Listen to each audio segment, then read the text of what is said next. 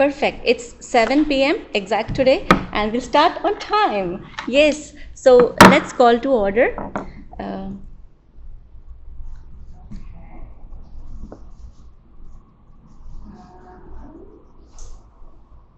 Commissioner Pan? Here. Commissioner Dow? Here. Vice Chair Schumer? Chair Panda? Yeah. And Commissioner Chokshi? Currently absent, but maybe late.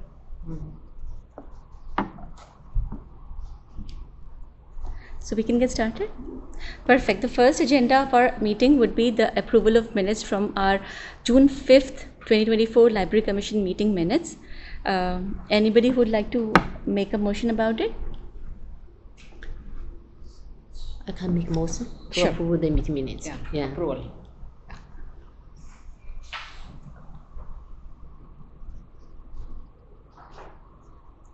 So, yeah, the motion was made by Commissioner Zhao, and I can second it.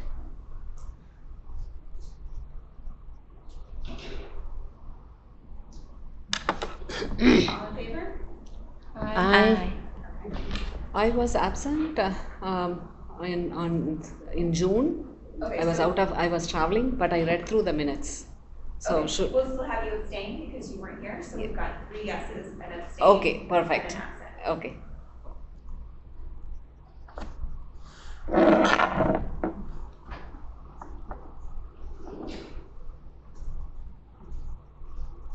Okay, for the next step they'll have is we'll request Miss Jennifer to please present her report. This will be before anything else, and so requesting for the postponement of. So you have to do a motion, so you're Okay. gonna move that, we'll reorder the items so Okay. that the reports Sure. So are for first. yeah, for reordering the sequence and for request Jennifer to go first, let's have a motion. So you've made the motion, you just need a second. Yeah, Oh. I can second that. Okay, Yeah. great. Great. May I please request Ms. Jennifer to please come ahead? Great. Need to approve the motion, right? Oh, Oh, I'm sorry, all in favor? Aye. All in favor. Sorry. Yeah. All right. Well, thank you very much, Commissioners. It's nice to be with you. I'm not a poetry expert. I know you have lots of work ahead of you tonight on that.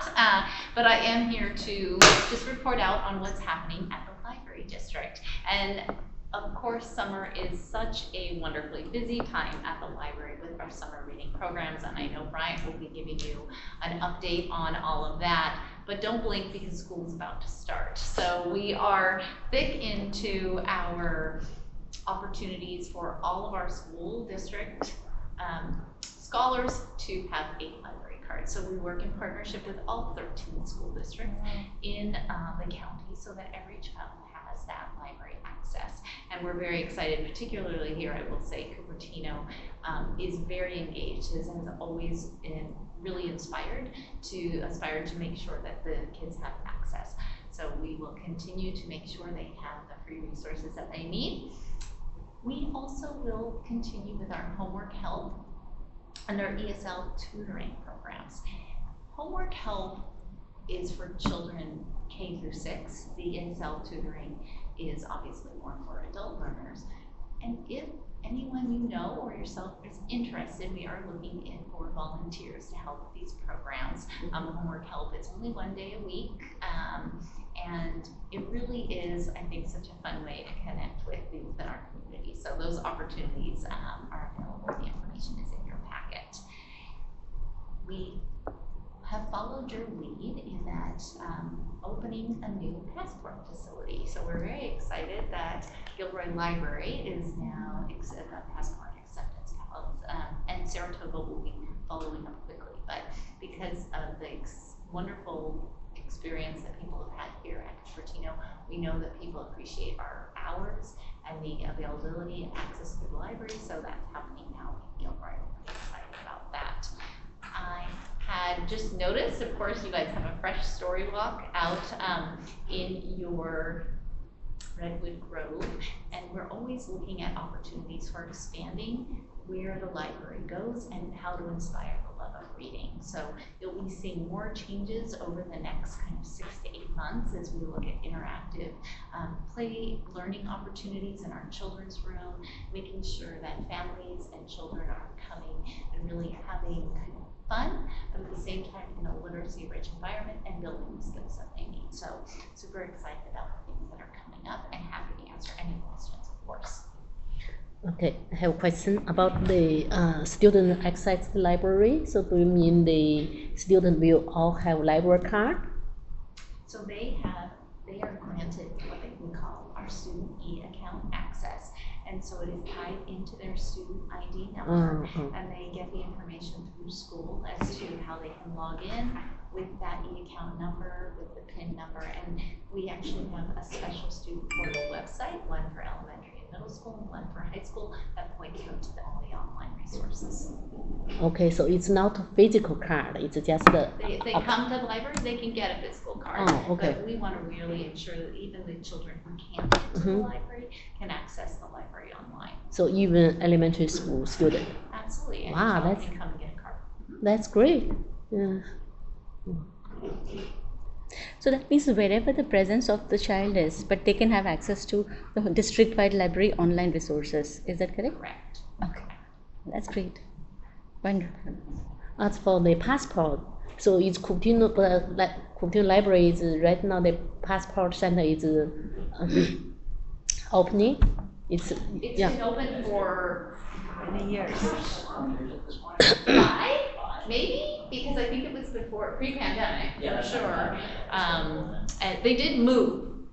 Yes, They were in one spot and moved to another spot. Yes, So, that is yes, true. yes. So But it include the renewal, passport renewal, or it's only apply new passport, or how about the passport renewal?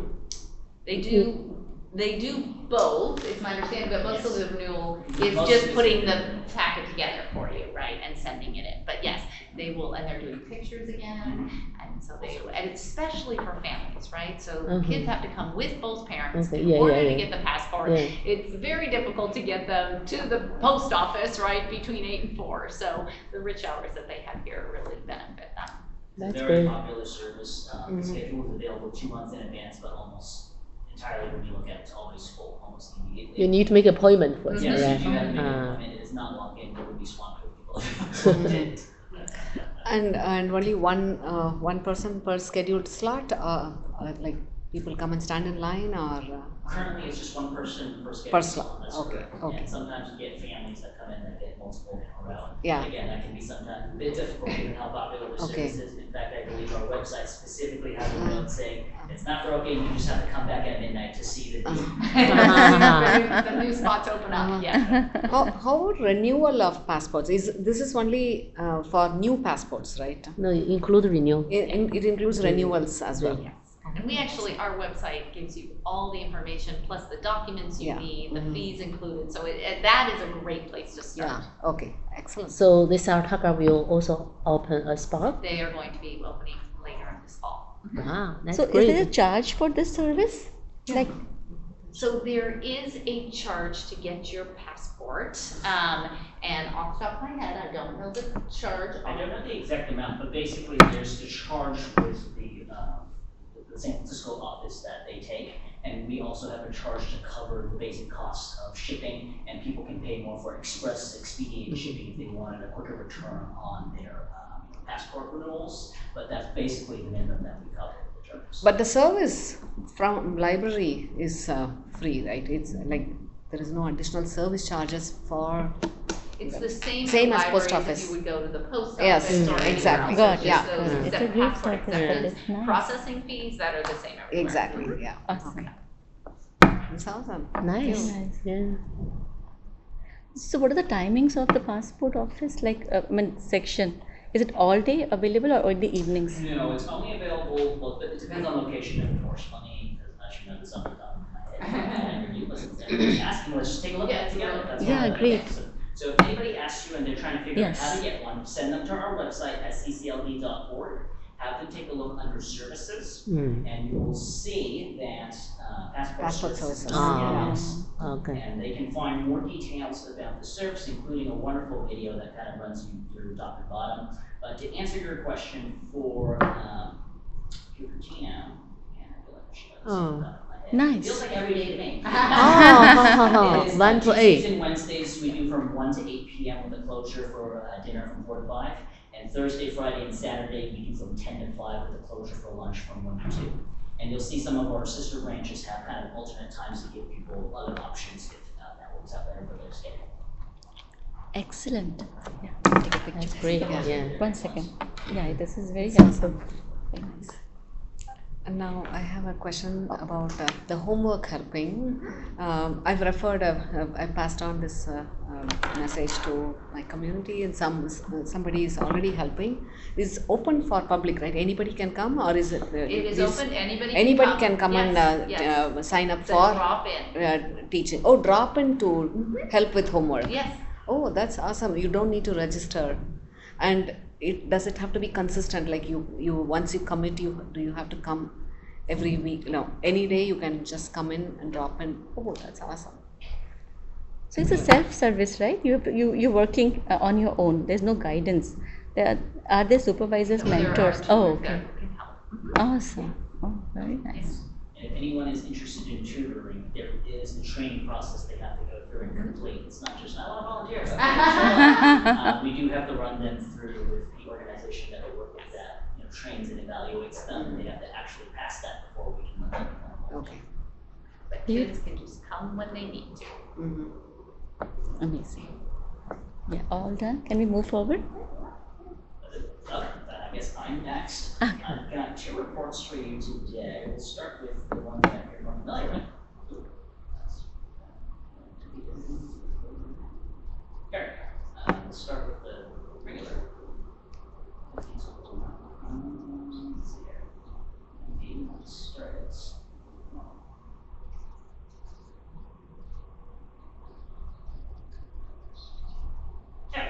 Probably just a little bit of lag. So this is the August 2024 report for Cupertino Library. We'll start as usual with the numbers. Our summer numbers are pretty much where we expect them, nothing surprising there. Hopefully you had a chance to look through it and let me know if you have any questions. But I will point out this summer we had quite a bump in our room bookings. So a lot of people take advantage of our meeting rooms during the summer, which is fine. I thought people would use it for study and all that during the school years, but apparently summer's a popular time. So you'll learn something new. We had 73 programs offered in July and a total of 5,205 people attend. We always see that bump during the summer due to the summer reading program and everything that we do. So quite pleased to see how many patrons came through our space. Some photos from events in July. Again, we had all sorts of programs for adults, kids, and teens. You see hula dancing there at the top right. We have an escape room downstairs in room 201, which the kids had a lot of fun with, and visual journaling for adults who are looking to kind of express their needs and lots of fun graphic type events. I did want to highlight the Summer Courtyard Music Series, which was made possible with the support of Cupertino Library Foundation. This summer, they were able to help us bring in 9 musical performances through the months of June and July. And in total, we had a little over 1,400 people attend those 9 events. Wow. And I jokingly tell everybody that, yes, we had 1,400 people attend, but really anybody in the library wasn't attending. In fact, anybody in the parking lot could have heard it. But certainly we had a lot of people express appreciation for this exposure to music and culture. And we had quite a few librarians from different systems come through to kind of sit through and learn about what we did, including folks all the way from Napa Valley who wanted to talk to us about how we managed to pull this off. And even a retired librarian from Kentucky who was visiting and said, it's not my job anymore, but I always love seeing what libraries are up to now that I'm no longer working there. So we were very happy to be able to chat with our colleagues and pass on some of what we learned through this process. And we hope to do this again next year with the support of CLF, next summer. So bigger and better, that's always our goal. It's indoor or outdoor? What's that? It's indoor? So this was actually outdoors for the most part in the courtyard. There were some technical challenges with the door breaking down on us during the summer and of course the heat wave, but our adult team was on it immediately and we made sure that the event went on without a hitch. Honestly, to you guys, I'm kind of surprised how many people we got on some of the hotter days. We were like, wow, you guys really are willing to talk about the music. So it's a lot of fun. I think I already sent this calendar out to everybody, so you can take a look through.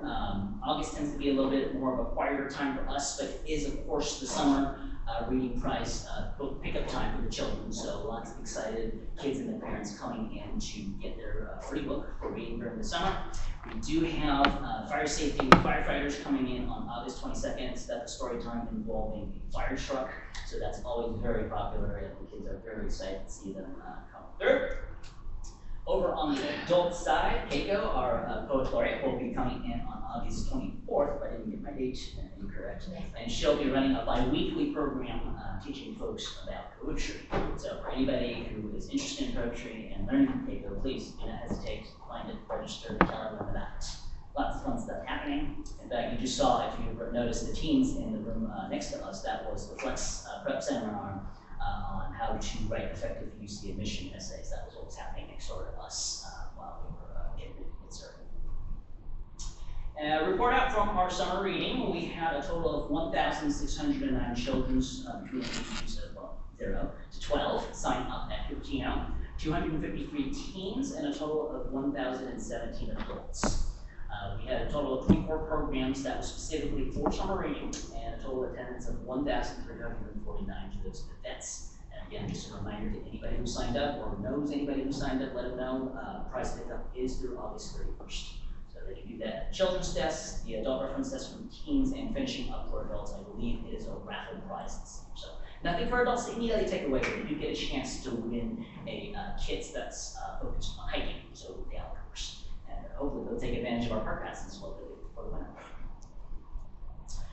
Finally, I like to wrap up as usual with pointing out a resource that people may not be aware of. Magster is one of our new digital offerings for e-magazines. And this is particularly exciting to us because it offers it in not just multiple topics, but over 30 languages. So for folks who are looking for a magazine in their native tongue, or if they're looking to learn another language and want to engage with content in another language that they're trying to learn, this is a fantastic tool for them to use. That said, there are some limitations. It is currently only available through the browser, and while Magster does have an app version of it, my understanding is the library doesn't have access to it through the library card yet. I don't know if that is being worked on or will be updated, but that is something that we've found a little challenging. But nonetheless, people should now be able to access it on the website through the browser. So, fantastic resource. Go out there and take a whack at it. And finally, normally I don't talk about next month's closure rate, but because it'll be right at the beginning of the month, the library will be closed on September 2nd for Labor Day, so that's Monday. So that's the end of my monthly report. Did anybody have any questions about what we'll send out? Or what I talk about? Okay, so the second report I have is in regards to our Enchanted Spaces projects and something that's a little bit more specific to our location here.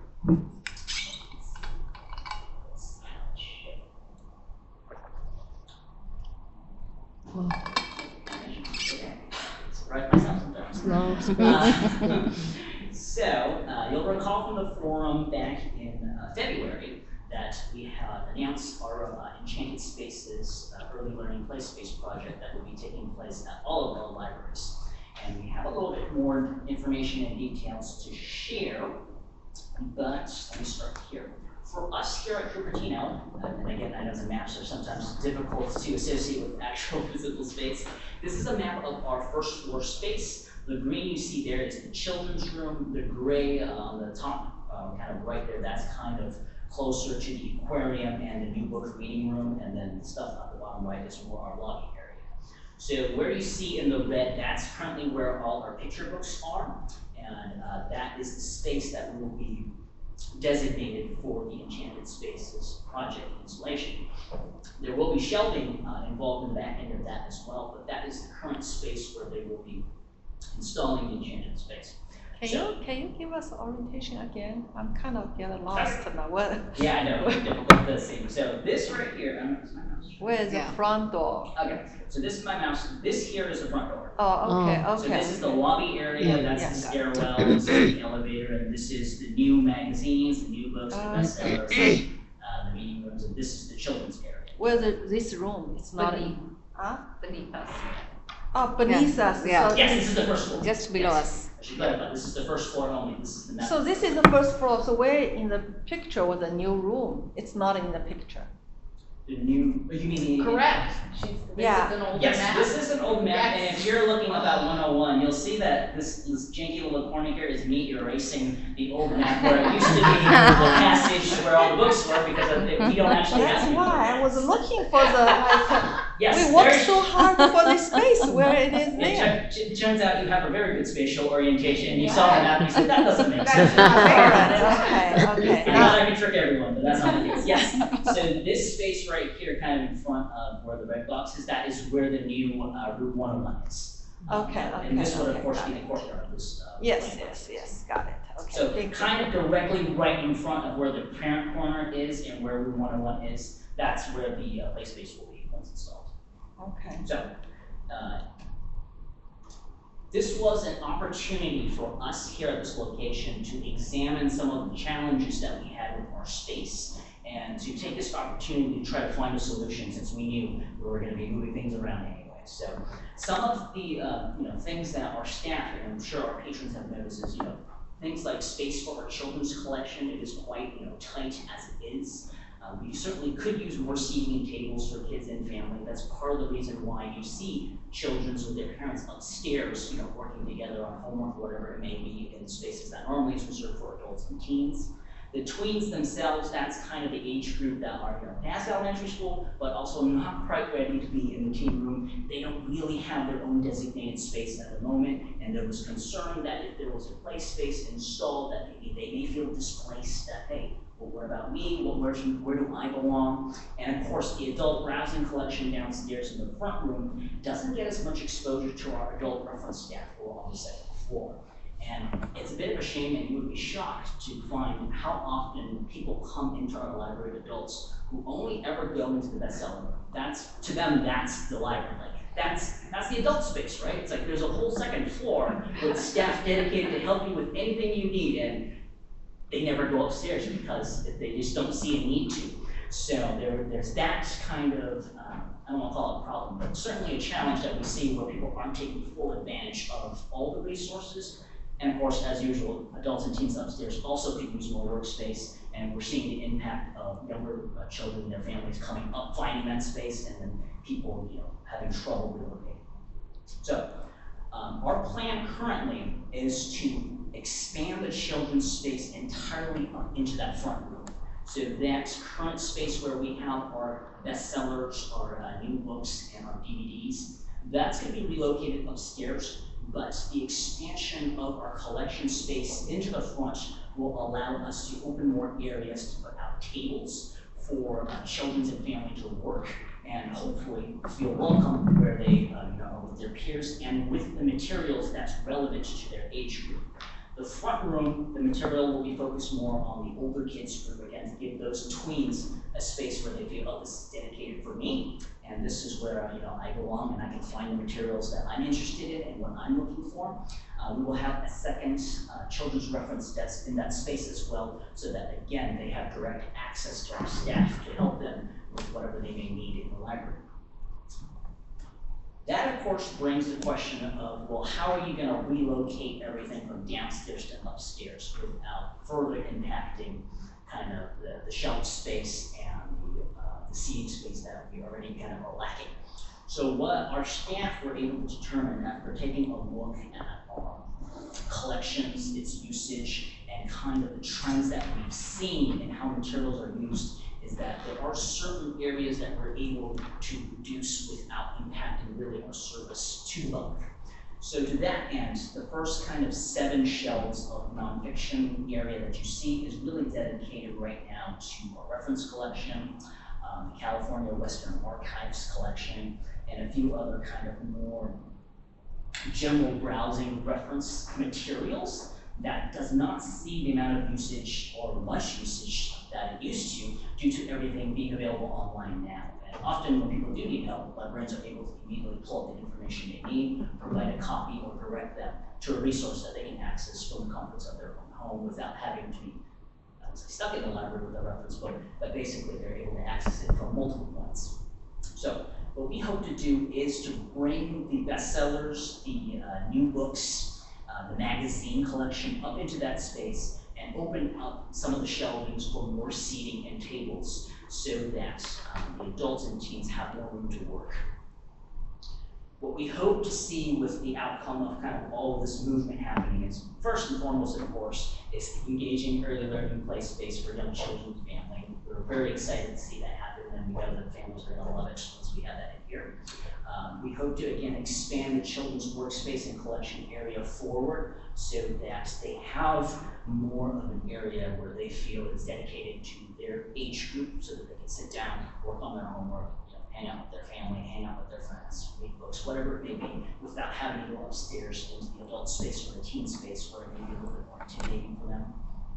It will require the consolidation of, again, some of the more adult collections upstairs. The California Western Archive collections, we've been actually working with a lot of local history museums and public libraries that focus on kind of keeping the collection focused on local history, and they've been able to take a lot of our collection off our hands and add it to their own resources. And we hope to be able to create a comprehensive list of all the local organizations that we can point people towards when they do come into our library looking at different sorts of research, because they have a dedicated staff, skill sets needed to really help them dig deep to find what they need. Our current magazine situation is actually kind of funny if you think about it. Our most current issues are all downstairs, but if you want a back copy, you kind of have to hike upstairs and go to Backup International. This is kind of an automated business. So with this new reset of what we're doing, the current collection will be housed alongside the back issue, so we can immediately access anything besides just the current issue. And it'll be right next to the new kind of table space so people can be able to sit down and enjoy what they're looking for. Some of the other collections that we're kind of looking at is, of course, the reference collection, our CDs, and our audiobooks. The CDs and audiobooks are two mediums that are starting to decrease in usage. I think I've shared the results of some of the data sets about e-audiobooks versus physical audiobooks and how much that has shifted during the pandemic, and it's just continuing to increase on the e-audio side and decreasing on the physical audiobook side. So these are collections that we're taking a look at reducing the footprints of. Again, the impact to our service to the public is, the impact will be much more limited, but I think the space that we open up, allowing people to actually sit and enjoy the library, will serve a lot more. So I think, yes, so again, I've already covered the tables and chairs, they'll be adding. I know the diagram can be a little difficult to tell. So a lot of this has to be done on the staff side. So we're kind of looking at our collection, reducing footprints and sharing with our, other local libraries and historical museums where it can be transplanted. But at one point, we're gonna need our contractors to come in to help us relocate the shelvings that we're asking them to relocate and to resize and kind of fix some of what we have to fit the image of what we're hoping to create. To that end, we do have some dates on when they will be coming in to work with us on our shelving.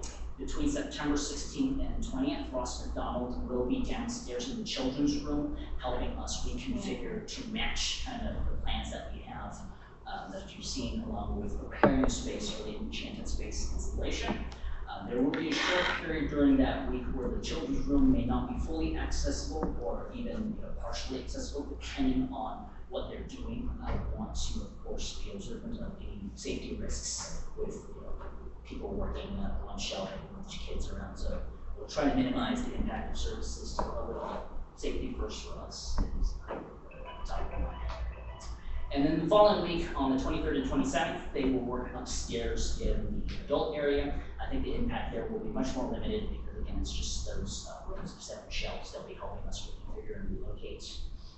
And after those 2 weeks, we should have our space ready to go, and then it's just a matter of the Enchanted Space installation, which will be happening sometime early next year. So I know I kind of went all over the place and really quickly, and the diagrams were not the best, but please, if you have any questions, I'm happy to try to answer them.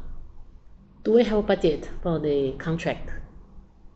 How much You mean you hire some contractor to do the work? We have contracts with all of these vendors for the work. It's Oh. it's the library district's responsibility, so it's all under furnishings and fixtures, so that's our responsibility. Okay. Yeah, Not a not, city budget. not you guys. Not But city you're budget. good, you're good, not the city budget, right? Yeah, I know, so don't worry, so we got that covered.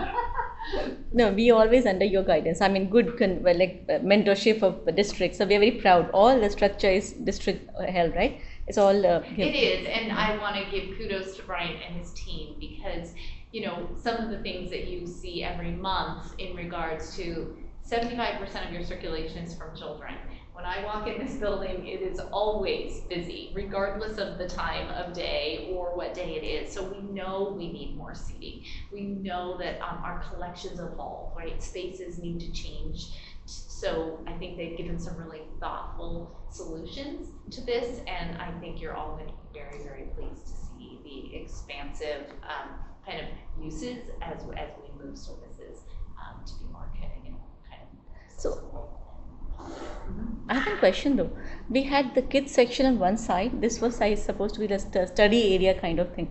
Bringing kids upstairs, won't it distract the other senior kids? So that's the current situation that we're seeing because of the lack of seating space downstairs, that children, I don't say forced, but pretty much because they run out of seating downstairs, they come upstairs to work because there's no other areas for seating. The plan that we're doing is to expand the children's space forward so that there's more open space and seating tables for kids to work, so that they can stay in the environment they're most comfortable with the materials and with the library staff who can really be the ones who help them. If they come upstairs asking us about children's stuff, we go, well, we're adults, and go downstairs talking to children's stuff. So it's kind of funny to see that sometimes. So we'll have dual areas, down as well as up for kids, right? The original one will also stay? No. So right now it's just children's downstairs, and Right. we're just looking to expand the children's space forward and bring all adult materials upstairs. Oh. So there is a more clear, distinct designation where it's pretty much going to be downstairs as children and upstairs as adults and teens.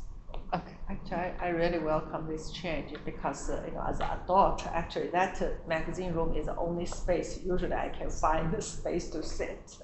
Had space available, all other space are really full, all occupied. It's all full, and I feel that's, the kids consider I'm a parent with the kids, then, that would be very nice, space to have, and more seating, definitely, welcome. Thank you. Yeah. Any other questions? Well, the only ask I have from the commission would be, as we, trying to get this project in space, we're doing this with the idea and intention of, making sure that we provide the best service possible to our community. That said, it's important for us to also review how it impacts our community. So if you can keep in mind out, or just, whoever's talking to you about kind of these changes and kind of how it impacts them, or just kind of any problems you notice that maybe needs to be brought to our attention, we are always open to trying to find a better solution. I think libraries are always evolving, and our spaces are always changing and adapting to the needs of our community, but it's important for us to know how these changes are impacting them, and I know they don't always come to us immediately and tell us, but they'll tell their neighbors, they'll tell their friends, so if you hear anything, please let us know. Sure. Thank you.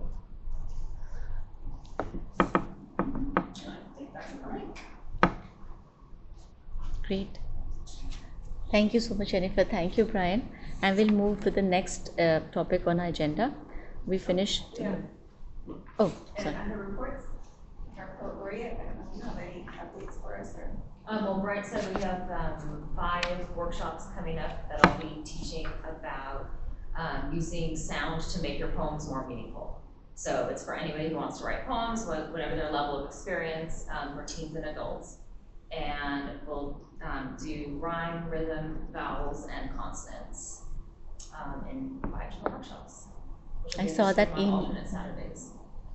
I got that email about that today. Oh, good. Yeah, it was Yeah, I very. hope you'll come. Yeah, I will, and That also was I'll bring people. A lot of. So it's age in no bar, right? Anybody.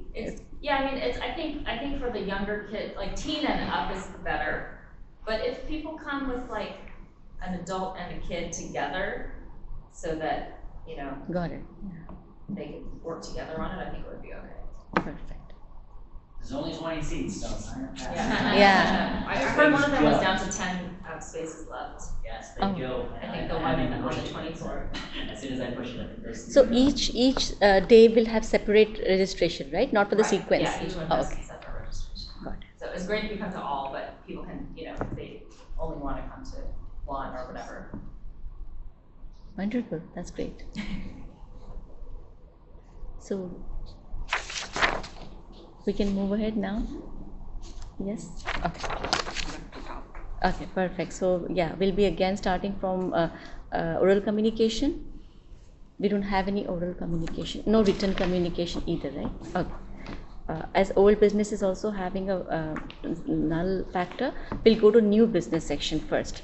So we have fiscal year 24-25 city work program poet laureate playbook update.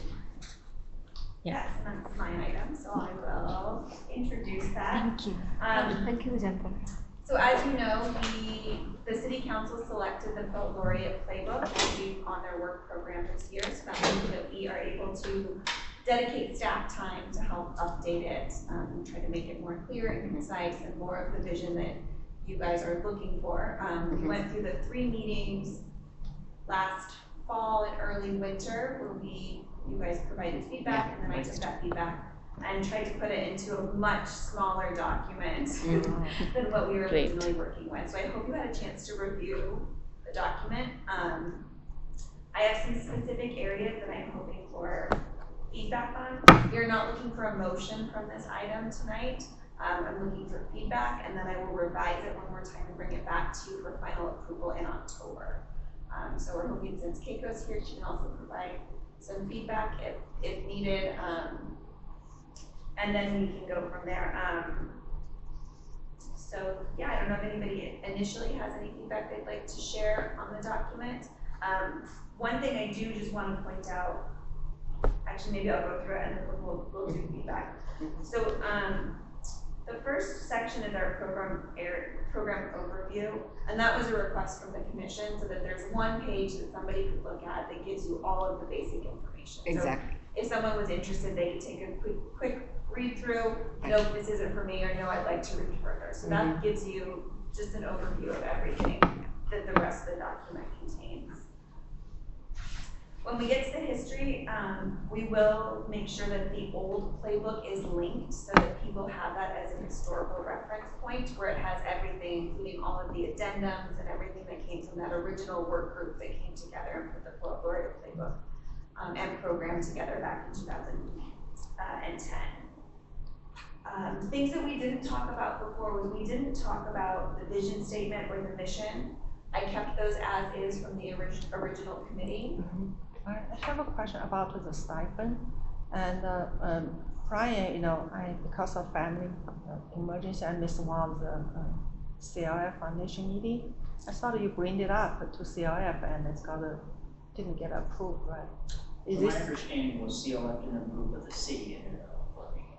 The I 2000. thought, yes, the 2,000 is covered by the city, but I was under the impression that the foundation was doing the stipend moving forward. So they're doing it this year, what? Oh, for the Poet For Laureate. the grant. Yeah. I believe that was what was voted on last time, yes. But Last time, so I don't know what it was not approved, because I missed that meeting due to family emergency. So. I believe what happened was that it was, the city approached the foundation to find out if they would take over the entire cost of the program, which was the $2,000 of the city supplement. Okay. And that was, they said no, but because it was a work program item, the city's funding it, so it's not, there's no issue with the funding. So the city still is providing that $2,000. Okay.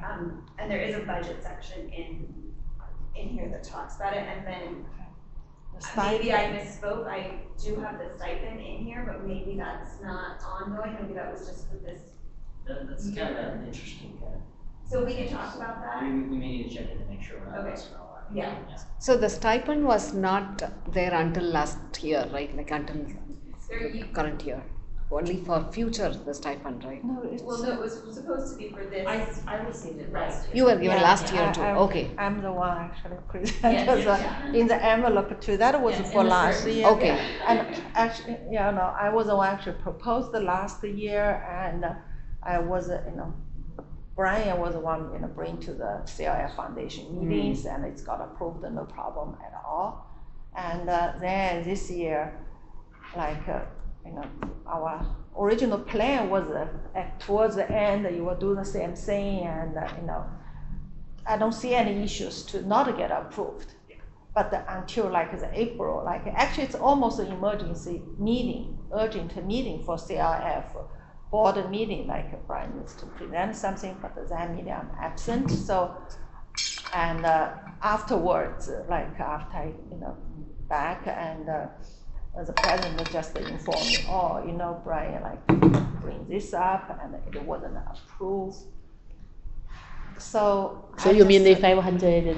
No, so that's why I don't know what Brian bring, what that amount will cover, because for the stipend, it was a proposal that particularly for the stipend, and it was increased actually, right, from originally like 200-300, I It think. was, 250 Yeah. per year, and it's increased to 500. Increased 500, right? That was, I remember was last year when I, making that proposal.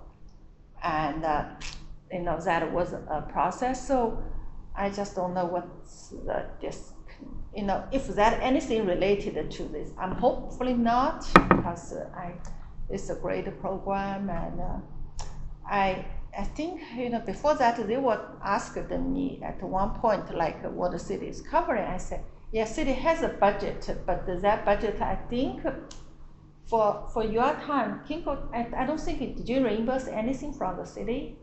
No. You see, yeah, so the budget is there, but the usage is, I even don't know, Jingjing, submit any receipt to the city for reimbursement. So I feel like, yeah, the budget is there, but, because this budget cannot do as a gift card, cannot do stipend, only can be reimbursement, and I believe like the room is here free.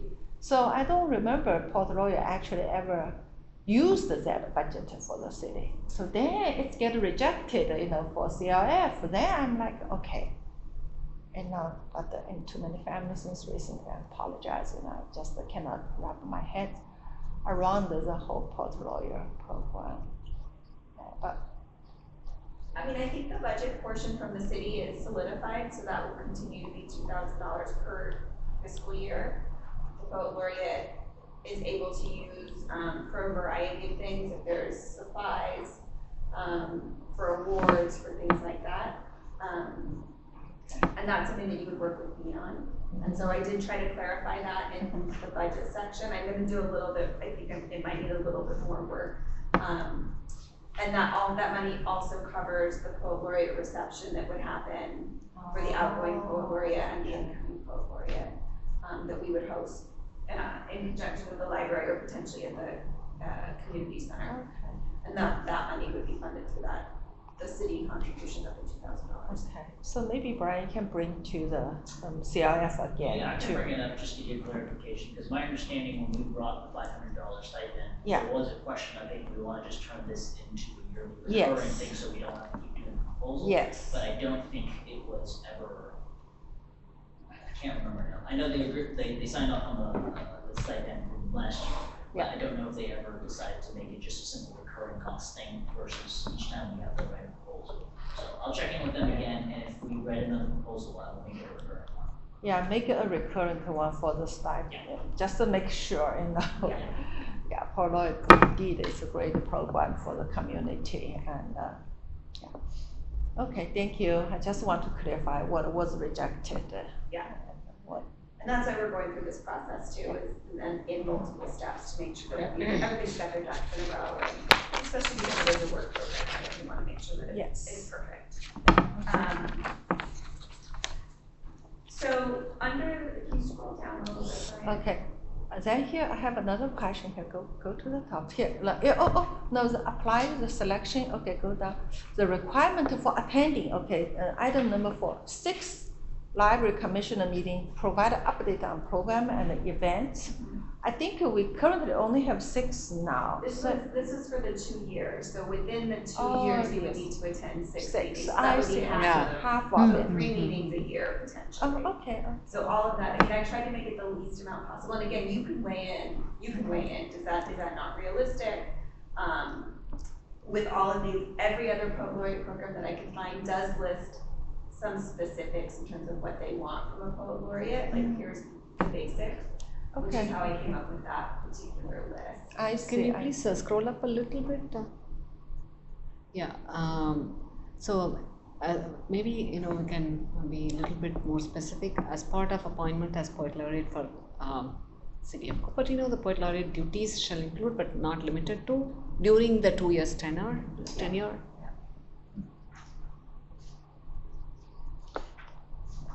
Yeah, I think that would be better. Yeah.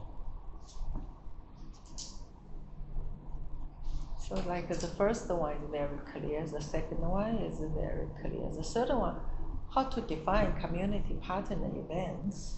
That's what we call all of the festivals that the city does. So we consider them community partner events.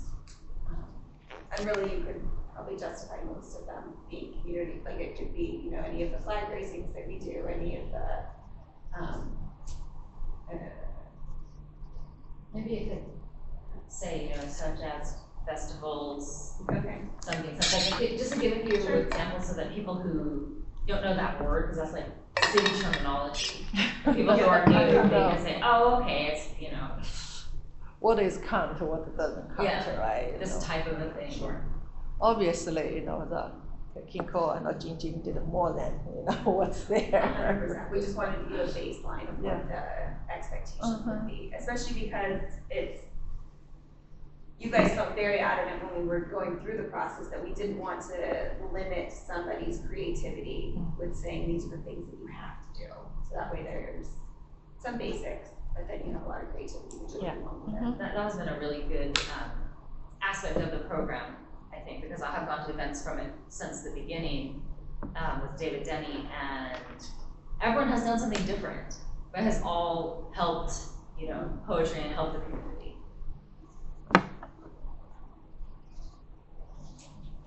Okay, and we can get into, if we want to just scroll up, we'll get into the nitty gritty of the rest of it. We do, all of this is revisited. So the vision statement and the mission and the program objectives all came directly from the original committee that put this together. If you guys are happy keeping it, I know they spent a lot of time coming up with this. Great, if you'd like to talk about changing it at all, we can have that conversation also, but I'll leave, that's where it came from. I didn't create this information. It's fine. Those are. I was reading for the, you know, the page, like it's still 100 page, or it's just the whole document? For what? It's a part of the whole document, right? This is just the agenda. Yeah, Oh, yeah, that's that's right. right. Yeah. I'm like, 140 okay, miles. 100 page again, I thought it looks like I have No, one. it's like this. All right, okay. This That's is a- yeah, that was 10 a- times It's better. 8 pages. It's 8 pages. Because Ah, I that's print out great. the older one, you know. Yeah, that was really long. Yeah. No, it's only 8 pages. Remember when the review, I always have the bag and like, okay, this one, this statement. But the Okay. best part is that the first page explains all the, you know, in a nutshell it's there. Rest is all like additional information if you wish to read, but at least the first page captures it well. So that was a very good job done. Thank you so much. So we're happy with the vision, mission, and program Yeah, I objectives think that feels. So if I may, there are too many, like a little bit on the mission statement, there are too many ands, like there is no like stop of a, like there's, that can be broken down into probably. I can see if we can reword that. Again, like it came from the original, that was the original Yeah, mission statement. I know you said you It was kept it. also Mhm. approved by city council, so Okay. that's another reason that I didn't want to touch it. Okay, that's fine, let's leave it as is. Those English stuff is just leave it, otherwise the approving process too Yeah, complicated. yeah, let's leave it, it's okay. Yeah. Down to the next page. Yeah. So this is the expectations that we just talked about. Yes. And I will make sure that I include that it's during the 2-year tenure. Yeah. And then we will give some examples of the partner events. So this is also for 2 years, provided at least 2 free public workshops. Yeah, This is 2 years, right? Yeah, everything is for Everything, the yeah. tenure. Ten, whole Yeah, tenure. and or more, like it's Yeah. at This least. is, least this is the 2. minimum Okay. expectation. What do you yeah. think? What do you think, you know, the list in the, I think it's fairly reasonable. Okay. What it was previously was 1 event per quarter, is that right? There was no, Requirement. there was no requirement. I think it was, at least that I could find. Okay. So there was, yeah. there was- Somewhere I remember hearing 1 event per quarter. Maybe that was what was like a guideline, unspoken. Okay. The public reading, what counts as that? I was thinking that that would have been like when you did the poem at the State of the City, something like that, or any of our events. I guess the multicultural Yeah. or multilingual reading. Sure. Yeah, any kind of reading I think would count as. And there's lots of opportunities, and you'll work with the rec department, and we do so many different events that, you know, it could be 4th of July, it could be Veterans Day, anything like that that you felt inspired by. You'd be able to potentially do a reading at. It's a during 2 years, so it's a once it's, a year. Yeah, yeah, yeah. So maybe, you know, connect with city mayor and Yeah. mayors. There's so many Yeah, opportunities yeah. that I think they would love to have. Poetry, yeah. Yeah. That's great, I think. I did the Cherry Blossom Festival organizer asked me. Oh, yeah. So I was in town, so I couldn't do it, but. Oh, no. Yeah. I'm sorry? I might have one for you, David. We're having our 20-year building anniversary celebration. Oh. Yeah, we're in your town. We're gonna have you get Okay. that off for us. Then you're done for the I love year. this library. No, I think different people, you know, Doing different. people, some people go like, yes, readings, a whole bunch of readings. And other people are like, I'd rather have it in a book somewhere that someone can read it and I don't want to be in front of a big crowd. So, And you could probably even get creative with it, right? Like you could potentially write something and have, you know, Someone else a group presents of it. children read it. Or something. There's Yeah. so many cool things that I think could be done with that general guideline. so I don't know where, you know, documentation of that kind of thing should go. That it's been done. Like, you know, what are the possibilities? Got it. I think So that that people would don't be- freak out. Yeah. Or like read it too narrowly. I mean, I'm always available for questions as people read through it, and they can come to me if they're interested in the application process and have questions about them, and I can maybe put something like that in there. Yeah, but what is the, who is this booklet, playbook for? It's both for the public to be able to just kind of see, it's for the library commission to be able to have, like, this spells out our timeline of when we would do recruitment. It has everything in there, really, and then for potential applicants that would go through and read it. And for the city to just have a clear idea, here's what the program looks like, here's the expectations. That way, if I leave, or not that I'm planning to, but if there's a turnover in staff, it doesn't get lost in translation again. Where people know what they need to do. Yeah. So the timeline is very similar to what we have been working with. The thing that changes slightly is that we will require that the candidate is TB tested and fingerprinted. And so that will happen before it goes to city council. So that is listed in the timeline. So you would go through, you would do your application process, you would do interviews at the end of May. In June/July, we would meet with that candidate, make the offer, go through the fingerprinting process, and then the panel would present the recommendations to the library commission, and then it would go to city council. So fingerprint and TB test, who is going to pay for it? The city will, it'll be part of, we have a budget for that, and it's already minimal. But to work with youth, like to teach a class with youth, you would need to have that, I think you require that too, right? Yes, we have a database for the performers. For the, yeah, even for the, Yeah, so that would be something that I would facilitate through the first round. even for the tutoring, right? You needed to have the fingerprint and the TB test. And it did list that background checks and fingerprints were required in the original document, but somehow I think that got lost. I did that stuff. You did it? Okay. Did you do it through the library with Brian? I don't know. I don't think so.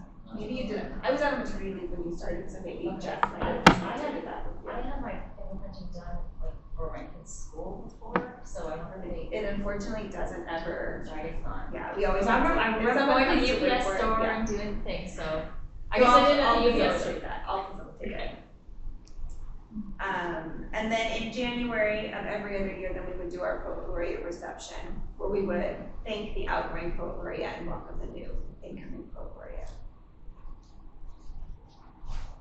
And the timeline does allow for the opportunity from October through January for the incoming poet laureate to shadow the outgoing poet laureate and to be able to ask questions and try to get a good footing before their tenure starts. Might it be possible to try to get the appointment done early in September so that they can start shadowing? We can try. It's really hard to determine which city council agenda we would be able to get onto. And they're typically dark in August, which is why it has to be September. So typically council is dark in August, and so then we would go September, just depending on what needs to get done in terms of city business. But we can try Because to if it get happens sooner, because then, there's like Thanksgiving and Yeah. Christmas, like things just turn into chaos, so they won't get that much use out of December. I see what you're saying. We can put in to hope that it goes for the first meeting, which would be the first Tuesday. Any feedback on the timeline? Oh, the other thing, the applications are being accepted during Poetry Month. April is Poetry Month. So I don't know if it's good or bad. I just thought to bring that up and think about that.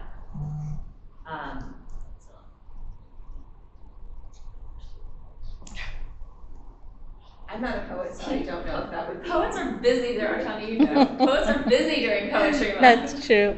We can change a little bit, or maybe we can extend it April and May, so people started earlier. Yeah. Starts earlier, maybe. Or So maybe the problem is that we are also, I can push the timeline back to December. In December, the Library Commission could select the subcommittee and then move forward from there. Okay, so I'm thinking, Because we don't meet in January are we meeting? We have a meeting in January. No meeting. No, in No, January. we're in first February. They we alternate meet months. on So even October months. and December. Yeah. So we meet on the even months. So I can push it back, but that gives you, this is already a 9-month process Yeah. as is. So maybe move it earlier. I can look at maybe just either, we can start, maybe applications are due Mid-March. yeah, maybe Middle they're due March. you can apply as of March. 15th 15th, through yeah. April 30th. May 5th or something Oh, like May. that. Yeah. Yeah, that might That gives help people a little bit of a buffer. Yeah. So no, it was gonna be really busy, so let me get it done Yeah. sooner, Okay. or all the people who waited till the last minute, at least all their events are over and then they can apply. That's a good suggestion. Yeah, perfect time. Yeah. Okay. All right. Because the people who you want to apply are busy in April. Yeah. Does that mean the August is select the panel represent their recommendation? So does that mean right now it's August, right? No, but we have selected her for this year, so this is next year. Now We need to this August we need to work for the next year. Once this is approved, then we will kick off the new poet laureate recruitment that begins. 2025. 2025. Ah, Yeah, okay, yeah, okay, yeah, okay, yeah. okay. Yeah. Now it's not approved. It has Okay. to wait for approval. Yes. Okay, so the application process, really nothing has changed from the application process, aside from we changed the age to 18 years old. That was something that the commission agreed upon. I don't know if you want to say something along the lines of 18 years old and no longer in high school. I don't know if you would potentially get 18-year-olds who were in high school, or if that matters to you. The other thing that I changed is number 1, so the applicant must demonstrate a significant and meaningful tie to the Cupertino community for a minimum of 3 years. We added in the time frame for that, and that seems pretty standard with almost any poet laureate application packet that I looked at, that there was. So maybe, and high school graduates. So Okay. then we don't want high schooler apply, spend their time,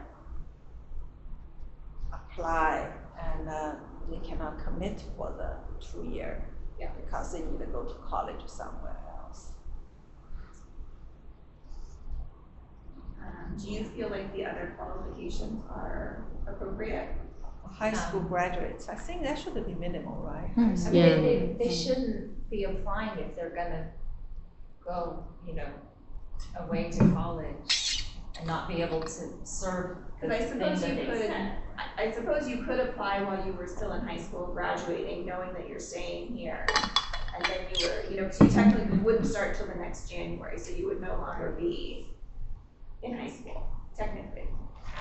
During the application process, you would be, but after that, you would. That is true, that is true. I was thinking like the oldest kids, right? They will be 18 years old, their senior year, right? So by the time they apply, they already passed, that's fine. They should be able to, But even if they were in high school, is that bad? No, just don't want to appoint somebody, then they will say, well, they cannot do the 2 year because they will go away to college. Maybe you have to put that on there.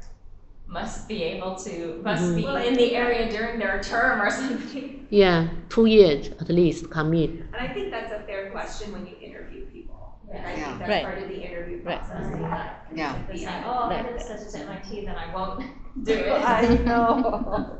And there's a possibility, right, that anybody could back out of doing it if a personal family thing comes up and they no longer have the bandwidth. There's a lot of reasons why somebody might say, That did happen. Amanda Williamson had to leave halfway through her term, and then Anne Whittle took over. yeah. So I think So, that there's, But that would, yes, do family Alright, reasons. okay. Family had to do. Mhm. That's fine, I think that's fine. You just brought up high school thing, and I thought, school, college, always a possibility. Okay, so I will update the dates again. And then, Oh wait, I had something about that. For that first one, the minimum of 3 years. Amanda Williamson, again, a former poet laureate of Cupertino, she's starting a poet laureate program where she lives now in Bainbridge Island, and they are accepting like anybody who's willing to serve the community and like bring poetry to the community, regardless of where they live or. I mean, they have to be close enough that they can do things in the community. So I thought I'd bring that up for discussion. What is the purpose of this restriction? I think because it's a city-funded position and program, that having some kind of tie seems to have always been important. That was also in the original. Yeah, the original one. I remember not applying for a long time because I didn't work in Cupertino or live in Cupertino. Any tie, children going to school in Cupertino, a spouse that works in Cupertino, even just that you are active in the community in Cupertino, I think could all be demonstrated. Just curious, like the commissioner requirement. Did you have a location restrictions where you live? I think yes. Yeah, They asked us. three They asked us, yes. must be Yeah. live in Cupertino, You have to another be- two yeah, is resident. nearby. Incident. So what's the definition of nearby? The reason is the CIF ex-president, Corinne, right, where she lives. I think she lives she was in Cupertino, then she, sold the house here, moved outside. And then she actually, is art commissioner now in Cupertino. Certainly she definitely have a close, tie with Cupertino, but I'm just wonder what's that, how to interpret this kind of vague definition, that I mean, forgive me if I'm wrong, but I think when we met, you guys wanted to keep it very Yes. vague. You wanted Yeah. the ability Okay. to Yeah. I was going make to say, that yeah, decision, but that's what I had in my notes. I yes, think it's good to keep it vague. yeah, and also, yeah, We talked about being fine, really yeah. specific, like if it was a radius, or if it was in the county, or if it was, we talked think about that all would- the correct. functions. Yes. And you guys wanted to keep it as vague as Yeah. possible to get the most possible. exactly. Good candidates, And yeah, also, good quality. I remember talking about tie to Cupertino is what we were talking about. Yes. And also we were anticipating that anyone within the county, even, should be able to even, like, we wanted to keep it vague and we talked about it. Like, this way, anyone from within the county also may be interested in coming in. And But- maybe taking the years off of there for 3 years, maybe we just end it with, tied to the Cupertino community Yeah. period. I Yeah, think that's, yeah. that's Yeah, better, yeah. Because you don't know who you come Yeah. up, Mhm. who, would be great. Yeah. Mhm. But then, just like Casey McCormick, also a former poet laureate who moved here from, I don't remember where, the East Coast. And I don't know if she was here 3 years before she became a poet laureate. Yeah, no, But she was fair. a great poet laureate. Fair. I think, yeah, that's okay. Now I understand and then it's better. And Yeah. very tied to Cupertino. Yeah. Very quickly Yeah. after coming here. So if we move down to the selection process, the panel. So you were changing the dates, right? So Yeah, you have I'll a change the date. date. Yeah. Okay, yes. In the selection panel, this is an area that was updated. So the selection panel will be chaired by the Library Commission's subcommittee, their poet laureate subcommittee. And then we would extend invitations to the city's arts and culture commissioners and the teen commissioners to sit on the panel with no more than 7 people on the panel. So you have your 2 members from your poet laureate subcommittee, and then an additional possibly 5 commissioners, up to 5 commissioners from the other commission, as your panelists. And I reached out to the other commissions, and they're fine with us extending that ask. And ultimately, if you don't get that many people, it's not a big deal either, because it's worded that you have a maximum of 7 panelists. I mean, it could ultimately come down to just the subcommittee if needed. I think all of this is.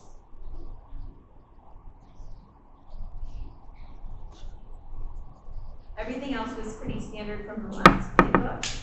I did add in this budget section, and I think I will be a little bit clearer that after the poet laureate reception, the rest of that money that is budgeted from the city is at the poet laureate's discretion on how they want to spend it. Sure. And I can maybe list a couple of things that Sure. people have spent it on before. Perfect. And if you could put like who they have to, I have your that would be, position or. when we get to the roles, it does say in the Oh, okay. roles section that we manage and track the program budget. The city manages and tracks the program budget. Okay. So I remember when I first started, it wasn't clear to me like who Yeah. was what, and there's all these different Totally. commissions and. And then I even have in this that we would, what did they say? Organize a welcome meeting with the poet laureates, with the liaison and the librarian to That would talk be about the program logistics. Train you, who you Yeah. have to contact Yeah, about what. exactly. That would be good. And then the role of the librarian, Brian, I don't know if you happen to look at that to make sure that you are comfortable with that section. So those TV tests is not included in the 2000 budget. No. Fingerprint and the TV test is not. We may need to move it over. I'll have to find out from Rochelle if that's budgeted through HR, how we want to budget that. Oh, just clear the better, set up the expectation. Even only $50 here and there. So I think that's it. Do you have overall feedback? Wonderful. No, that's great. That would be great. This is amazing. I mean, much better than what we had earlier. Like, I'm so happy about this update. Great. And then I think what we would do, because it is a work program item, we'll work through the next process. So we won't report back to city council on it until we've gone through a recruitment process and we've determined that it's working for us. Okay. Okay, Thank you. perfect. Sound good, very good. Thank you very much. And that'll be part of the whole process of this new playbook. I would like to suggest that this page be, the program overview page be somehow visually distinct from the rest of it, so that you can say, okay, the one page, And we can put that on Name. we can link them separately on the website. So we can do an overview page and we can do a playbook page, so that they're coming up separately. For this document, it just gives the impression of repeating stuff. right, yeah, exactly what you're saying. But Maybe this separate. is like, I didn't read the rest of it, here's the magical Yeah. single page thing. The other question I would have for you is, there is a Poet Laureate logo for the program that the original committee came up with. Right, if you go up to right there. Yeah. No, down farther where the history is, it says linked. Right there, That is the logo that they came up with. Nice. And I actually reached out to one of the founding members and I asked about the logo and I said, are you attached to it? Is it important? And they said, well, for historical reasons, they were very attached to it and they liked it and, hoped to keep it. It's pretty outdated. It's something that we could possibly look to update if you were interested, or we can just stick with the city logo on the document. I don't know if you think that it needs its own separate branding. I wish, the Junkie is here, she's the artist. So if we want to update, we have to find somebody to redesign the Well, logo. our in-house marketing person would be able to probably provide us with maybe 3 different options. I mean, like, we have something existing, why do we have to replace it with something, with a new design? I think that's a beautiful thing. If we can keep it, it'll honor the sentiments of people who started it. I mean, instead of having a different, new something, keeping the historic value also will make sense. Yeah, just a logo, right? We can keep it in our I document. mean, we can, and we don't have access to this particular logo anymore. It doesn't exist to go on all of our, but we can try to recreate it. Oh, no, we can just take a screenshot and put it. It's very easy. I happened to find a portfolio online of apparently the person who created it. No, I mean, like, it's very simple. Like, if we have a soft copy, we can just take a screenshot and attach the logo. Well, I use the logo on, Sorry? I use the logo on things that I make. But sorry? I use that logo on things that I make. Perfect. So it's not hard to get a design of it. It's not hard at all. It's just 1 second. So, I mean, I don't know what's the problem. I didn't. There's no problem. It's just it was created a long time ago at a time when, I mean, I think when you look at it, it looks outdated in my opinion. If you guys are happy with it and you want to keep it, we can. I believe it has like, as you said, the people who started it, just to honor them. I mean, they might feel that, I mean, new people are trying to, not honor and respect what they had worked for. So my suggestion would be just to keep it for their sentiment's sake. I sort of have a little bit different opinion because it's based on the CLF logo redesign. The older logo was there forever, and last year I think Orange, actually CLF spend money hire new designers. The new one is much better. It's more clean, clear.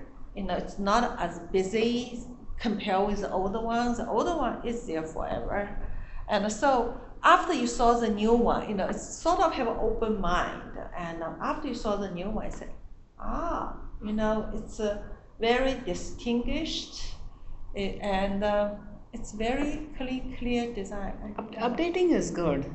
Yeah, I that's don't fine. think That's it will my hurt opinion. anyone's Sure, feelings. sure. If I'm the fine. city have the results, probably, We yeah. do. Yeah. So what we could do is I can ask Brandon to come up with a couple different Yeah. designs. Yeah. And take this one also and And then Okay. choose put them from there. together. and you guys Sure, can that's fine. decide I if was there's just, yeah, something you'd like that's fine to with me. change. Yeah. We would never change it from the old playbook. We would obviously leave it for the historical context of that entire playbook. Mhm. And I'm not saying that we need to change it either. like, it's just a question of, if we're moving forward with branding, what do we want to use? Sure. Just try to see if any CLF stuff here, and I can show the before after. Yeah. It's one that, you have to update things over time. You know, I have no perspective on that logo, so I don't know if it looks old or not, but,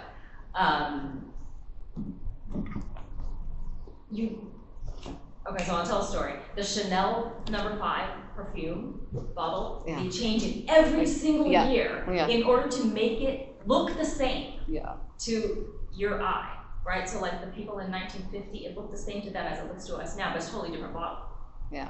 because it changes over time. So you wouldn't want to like make a new logo, like look at this HP logo. And maybe you know the old one, the circle one? It's not. You mean a little bit, I love the old one, right? But like now they do this, and you can see. Anyway, updating is good because it makes people feel like the thing is for them. If you have something that looks old, they look at it and they're like, "Oh, that's not for me." Okay. It's too- Perfect. Yeah. I mean, So- yeah, sure. So Let's if do there's it. resources for that, I mean, looking into it, you could make one that has the same feeling to Yeah. honor the history, but If you can update the general, yeah. for today. I know that there's also been talk, about, updating this, I don't think it's gonna happen anytime soon, but there was a talk about updating in general the city logo to remove the helmet from it, and so I don't know. Right, so then if that happens, then we want to update this. Yeah. right? Yeah. We would want it to be consistent, Perfect. Yeah. So I can have him do a mock-up, and maybe we can just take what we have and he can kind of just modernize it a little bit, and Yep. then I'll bring it to the commission and see how you feel about it. But you ask for it to be more square. Yeah, is that Because easier to use? it's Yes. so hard, it's so tall, it's really hard to fit into design. Yeah, and they would probably update, the font. Yeah, maybe it's a little bit rounder, maybe the leaves are a little rounder or something to make it easier and more square. Yeah, I mean, without, they know what they're doing. Yeah. Yeah, I will add that to the list hopefully, and he will hopefully be able to do that. If not, we'll bring it in December, so if he doesn't have the bandwidth to do it before October, he should have the bandwidth before. We have the city's doing a massive new website project, and he's knee deep in that, so that's his priority right now, so once he has a little bit of time to breathe, I will ask him to work on that for us. Sure. Okay, Perfect. and if you are welcome to, if you read through it and you see something that you would like to provide feedback on, just feel free to email me, and we will combine all of that, and we'll bring it back to you in October. Great. Sounds Perfect. What's the next topic? So can we move ahead, Molly? Yes. So our staff and commission report, I just have a list of events for you from the Parks and Rec Department. We have our last summer concert, which is sponsored by the Rise, and that is scheduled for tomorrow, August 8th, from 6 to 7:30 p.m. at the Memorial Amphitheater. Our Movies in the Park, which is sponsored by the Cupertino Library Foundation. They're Fridays through August 23rd at Creekside Park, and movies start at 8 p.m. Our Senior Center is currently collecting donations for our Hidden Treasures event, August 1st through October 11th. For more information, you can visit cupertino.gov/hidden treasures. It's actually a pretty fun event. We have a Senior Center open house on Friday, August 23rd from 10:30 to 1 p.m. at the Cupertino Senior Center. We have the Pooch Plunge event, Saturday, September 7th, from 9 a.m. to 12:45, and registration is required. Those are 45-minute swim walks for your dogs. And then we have a 50-plus golf tournament Wednesday, September 25th at 10 a.m. at the Blackberry Farm Golf Course. Again, advanced registration is required.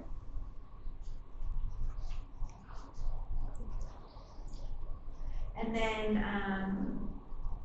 upcoming meetings, so the next mayor's meeting is Wednesday, September 18th at 5 p.m. in person at the Quinlan Community Center in the social room.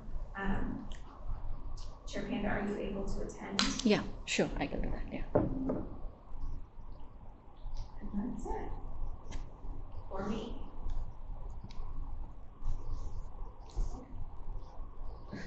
Wonderful. Thank you so much. So that's all in our meeting. We have future agenda setting, just one more, I think. So I have a request. We had a series of people connecting to other teams, right? So can we, last time I was very impressed by the technology team that they are working upon different things. Is it possible? Because I know that only you can, you have the authority to go and talk to request them if any of them can come and we can collaborate from a library side to technology team. Yeah, we can potentially talk about putting that on a future agenda. Perfect. Yeah, and any all are okay with that? Talking to You're the technology? chair, so you can. You are the chair. It's okay, right? You Okay. can set up the agenda. Perfect. So that's it. I think anybody else, if they want to speak, otherwise we can call it a meeting. Wonderful. So Molly, we can call it a meeting now?